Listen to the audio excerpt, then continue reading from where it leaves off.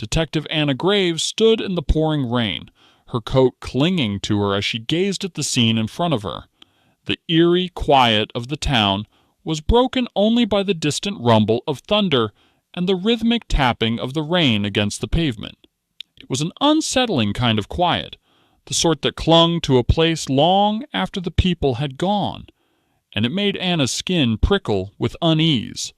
The body was just ahead, lying in the alley between two crumbling buildings. The victim, a well-known businessman named Charles Redmond, was sprawled on the ground, his face contorted in a final expression of terror. What caught Anna's attention, though, wasn't the grisly sight of his body, but the symbol etched into the cobblestone at his feet. A sword, carved into the stone with an almost unnatural precision.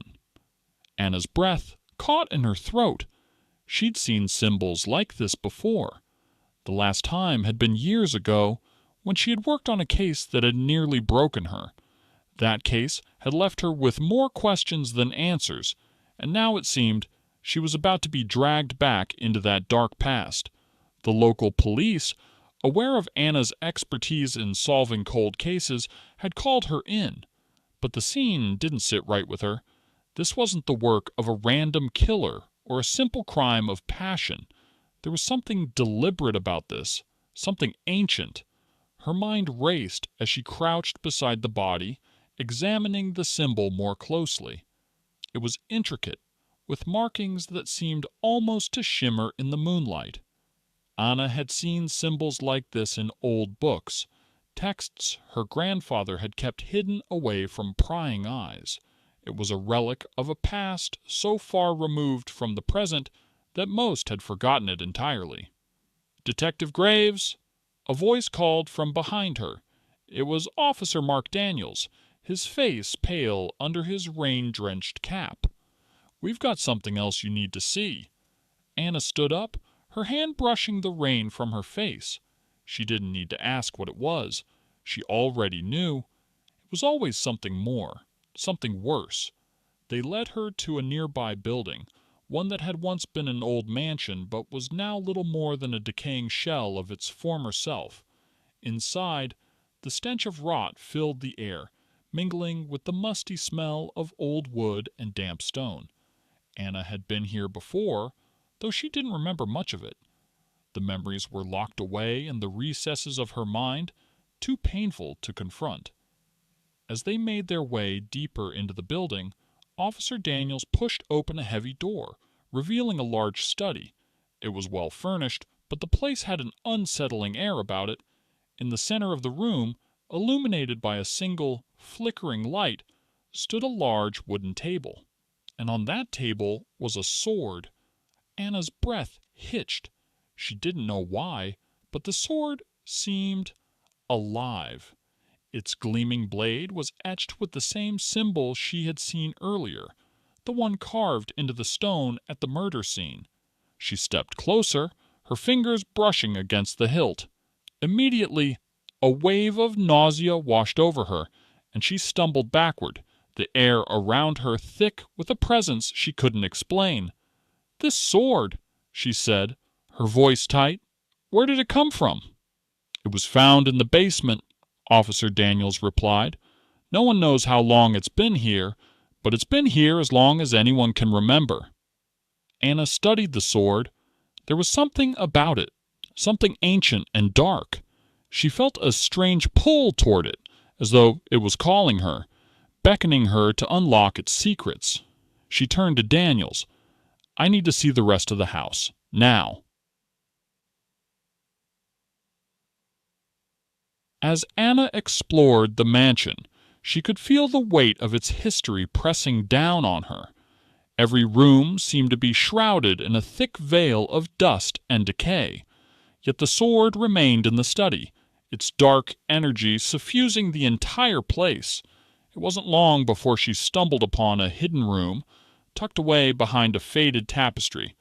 The door was old and creaked as she pushed it open, revealing a library filled with ancient tomes and yellowing manuscripts. As Anna sifted through the books, one caught her eye. It was an old leather-bound journal, its pages brittle with age. She opened it carefully, scanning the faded writing. The entries were difficult to read, but one thing became clear. The Blackwood family had been involved in something unspeakable. Her heart raced as she read the account of the sword, a relic passed down through generations, used in dark rituals to control and sacrifice souls. The sword was said to bind the souls of the sacrificed to the earth, trapping them in an eternal prison beneath the ground. The more she read, the more Anna understood that the Blackwood family had been wielding this power for centuries, using it to build their wealth and influence. The journal spoke of the curse that had been passed down through the Blackwood bloodline, a curse that had haunted every generation. The last entry, however, was the most chilling. The sword is hungry. It will demand a new sacrifice soon. A powerful soul will be chosen. It is my fate and my family's curse. Anna slammed the journal shut. She could feel the weight of its contents, the dark legacy it revealed. She needed answers, but she had no idea where to find them. It wasn't long before Anna encountered Victor Blackwood, the reclusive heir to the Blackwood fortune. He was a tall man with sharp features, his eyes dark and hollow, as if they had seen too much of the world's cruelty. He welcomed Anna into his mansion with a cold politeness, but there was something about him that set her on edge. She couldn't tell if it was his demeanor or the way he avoided her gaze, but she knew he was hiding something. "You've found the sword, haven't you?" Victor asked, his voice low and gravelly. "It's not just a weapon. It's a curse." Anna was taken aback. She hadn't mentioned the sword yet, but Victor seemed to know exactly what she had been investigating. She didn't trust him, but she needed to know more. "Yes, I've seen it," she replied, her voice steady. "What can you tell me about it?" Victor hesitated for a moment, then sighed. "My family has been bound to that sword for generations. It is a tool of power, a relic of ancient magic. But it comes at a cost. Every time the sword is used, a soul is bound to the earth, trapped in a prison beneath it. The Blackwoods have used it for centuries to maintain their wealth and influence, but it's not enough. The sword, it wants more." Anna felt the hairs on the back of her neck stand on end. She had suspected as much, but hearing Victor say it out loud made it all the more real. This wasn't just a case of murder, it was a battle for control over something far darker and more dangerous. "Why didn't you destroy it?" Anna asked, her voice rising. "You must have known what it was doing to your family. Why didn't you stop it?" Victor's face twisted in anger. "I've tried," he snapped, "but the sword has a mind of its own. It doesn't let go. Every time I thought I could destroy it, it drew me back. It's in me now. I can't escape it." Anna spent the next few days digging deeper into Victor's past, hoping to find some clue that would help her understand how to stop the sword's curse. But the more she uncovered, the more she realized that there was no easy solution. The Blackwoods were trapped in a cycle they couldn't break, and Victor was no exception. He had been consumed by the sword's power, and he was desperate to find a way to control it. But as Anna dug deeper, she found something that chilled her to the core.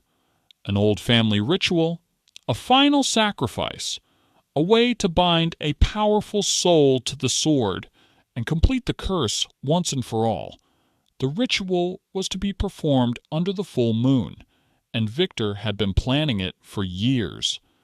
Anna's blood ran cold as she realized the truth. She was the one Victor had chosen for the ritual.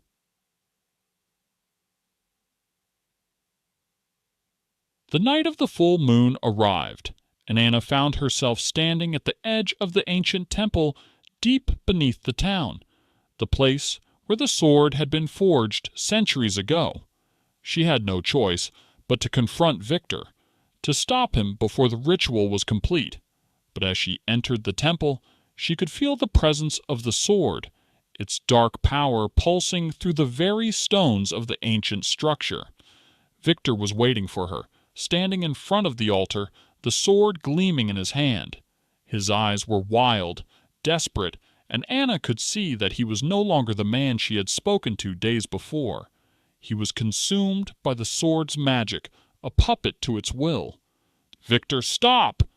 Anna shouted, her voice echoing in the temple. "You don't have to do this." Victor laughed, a hollow, bitter sound. "It's too late, Anna. The sword has already chosen. You're the one who will complete the ritual. You're the one who will give me the power I need." Anna knew she had only one chance. She grabbed the sword, her hands trembling as she held it up to the sky. With a cry, she slammed the sword into the stone altar, shattering it into pieces. The dark energy that had bound the sword to the earth exploded in a burst of light. The curse finally broken. Victor collapsed, his body racked with pain as the sword's magic dissipated. Anna stood over him, her breath heavy as she watched him writhe on the ground. The curse was lifted, but at a great cost. The town, once under the grip of the Blackwood legacy, was finally free. But Anna, too, was forever changed. She had broken the curse, but in doing so, she had lost a part of herself. As she left the temple, her mind was heavy with the knowledge that darkness always lingers, and even the most powerful curses can return when least expected. In the end, the curse had been lifted, but the price of victory had been steep. Anna walked away from the Blackwood mansion, the broken sword's fragments scattered across the temple floor, knowing that the battle was over for now. But in the depths of her heart, she couldn't shake the feeling that the darkness was never truly gone.